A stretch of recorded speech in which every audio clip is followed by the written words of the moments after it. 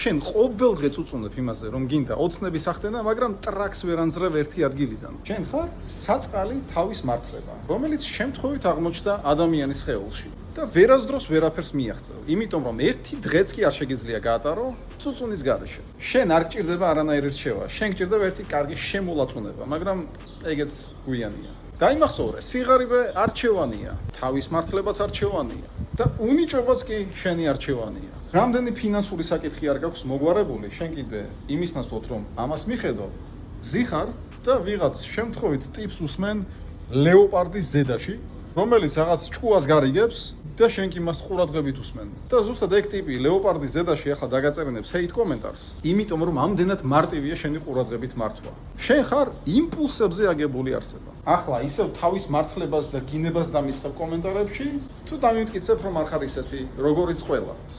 რამდენად მარტივია თქვენი დაფიგერება.